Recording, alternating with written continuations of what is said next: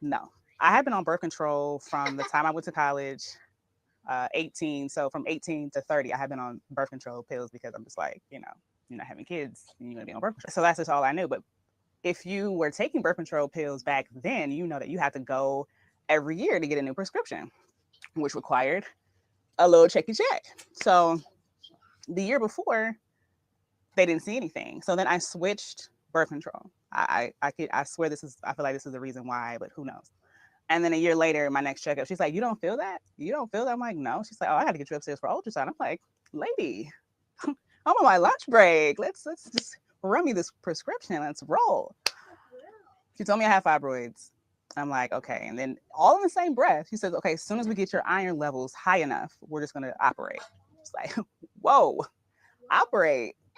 What? Like, I had never had surgery. When I tell you I had never broken a bone, I had never had an overnight stay in the hospital. It's like, surgery? No thanks. So I left her office, never saw her again, by the way. And I just started doing my own research. So that is when I stopped taking birth control. Once I found out that estrogen was directly related to the growth of fibroids, it's like, we're done. So I, What have you learned?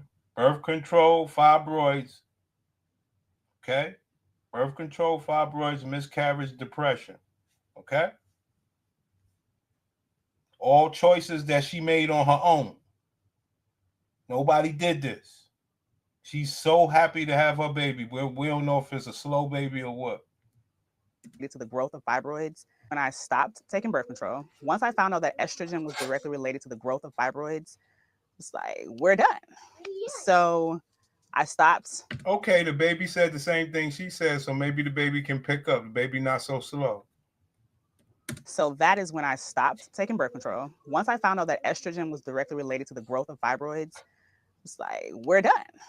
So I stopped taking birth control. And then I went into a little deeper. I stopped eating eggs, dairy. This is when I switched to like almond milk. When I tell you, I didn't have the best diet at that time. Um, but I changed my diet not just because I wanted to save the animals. I didn't want these things growing inside me anymore. And it was like, who wants that? So after that initial appointment, I went the next 5 years without having surgery. I had my good moments, I had my bad moments, and then when I was living in New York, I was really, really adamant about it. I did detoxes, all sorts of things I did at that time. But I think because mine were so large and where they were, it was inevitable. Like